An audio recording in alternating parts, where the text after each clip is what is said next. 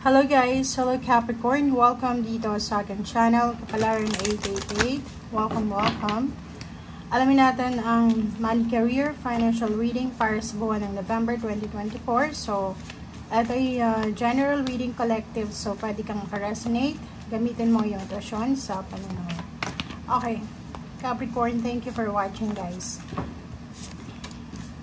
First card natin is Strength. So, since yung hinahanap nating mensahe ngayon is tungkol sa pera, tungkol sa negosyo or pagkakakitaan, or flow ng money or material things, ang nakikita ko siya dito, Capricorn, na this month of November, financially strong, financially balanced yung kalagayan mo sa ngayon. So, nandito yung Magician. So, everything happens for a reason. So, kung may mga kailangan kang gastusan, may kailangan kang ilabas na pera, may expenses, or may mga papasok na salapi sa'yo, it's divine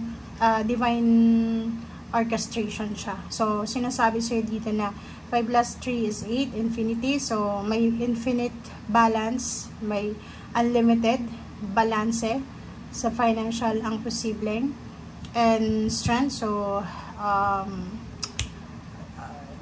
sobrang lakas, sobrang strong, sobrang balance, sobrang secured, and then stable. Yan, stable, matatag yung financial mo ngayong buwan ng November. Okay.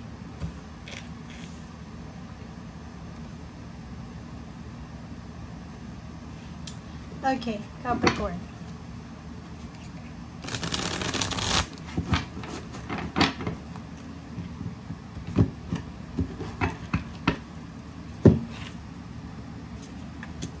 Okay, King of Pentacles, and then the Tower.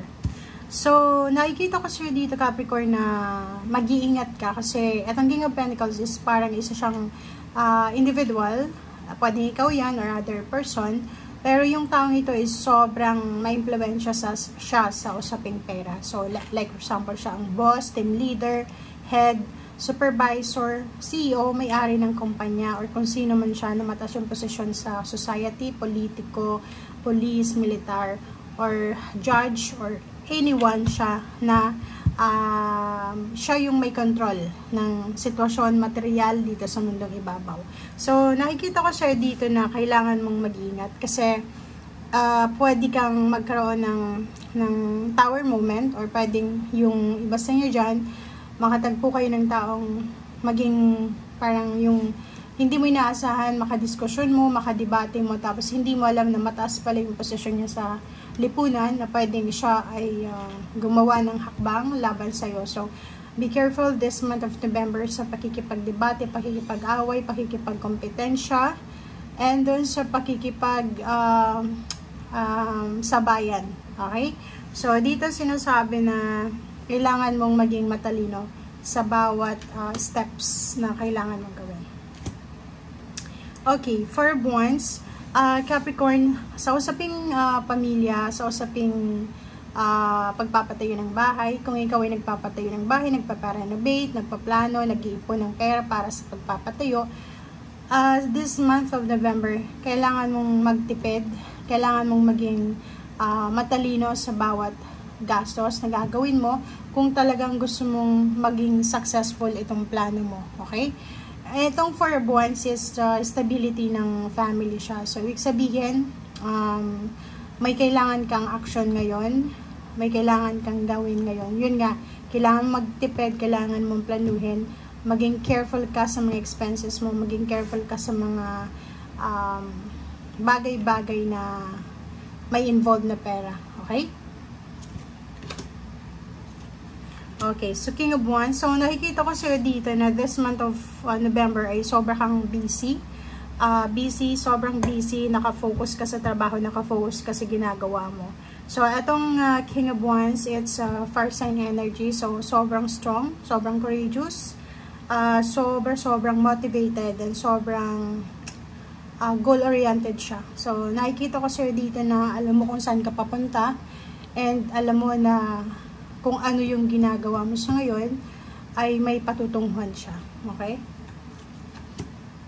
Queen of Wands. So, King and Queen of Wands and Ace of Cups. So, nakikita ko sir dito, pwedeng may far sign na energy sa buhay mo, like relationship, parents, siblings, friends, boss, or kung sino man sila, pwedeng mag-asawa, magkaibigan, magkarelasyon sila sa bawat isa.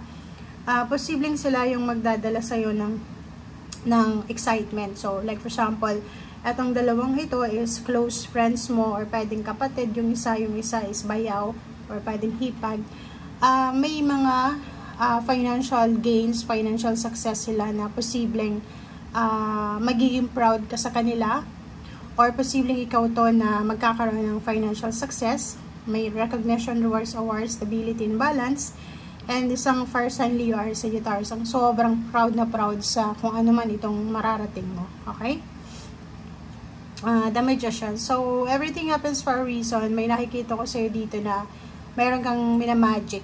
So, may ginagawa ka sa ngayon. It's either may tinatrabaho ka ngayon. So, sa financial, nakikita ko yung mga spells, rituals para sa bagong taon. Or pwedeng yung mga iba sa inyo, full moon rituals, mga spells or incantation para pumasok yung pera sa inyo or para mag-stay sa inyo yung pera, parang ganun. And Hangman.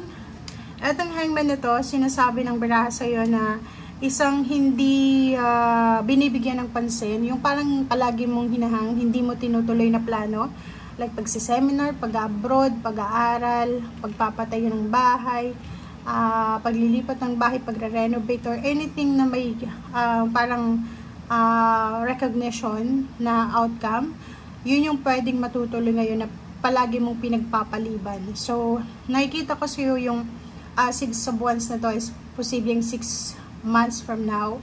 It's either may graduation, accomplishment, or pwedeng may contract signing, or pwedeng contract, finish contract, or completion ng contract. Okay. So, last 2 cards tayo. So, nakikita ko sa'yo dito na yun. Ang last 2 cards mo, yan yung focus this month of November. Na kailangan mong mag-focus sa balanse. Okay? If marami kang pera sa ngayon, make sure na maging matalino ka sa pagkagastos nito. And if wala ka namang pera, kailangan mong matutunang magtipid. Kailangan mong matutunang i-balance ang lahat sa buhay mo. Okay? And nandito yung 7 of Pentacles, tapos 8 of Wands. So, may good news ka na matatanggap. Like, for example, may hinihintay kang, pwedeng may tinanim kang binhi. Like, for example, nag-aaral ka, malapit na yung graduation mo. If ikaw ay nag-apply ng promotion or pwedeng nag-take ka ng board exam, ay kita natin na yung financial gains or financial outcome, positive, in a positive way, ay on the way na. Okay? So, thank you guys for watching and see you again, Capricorn. Bye!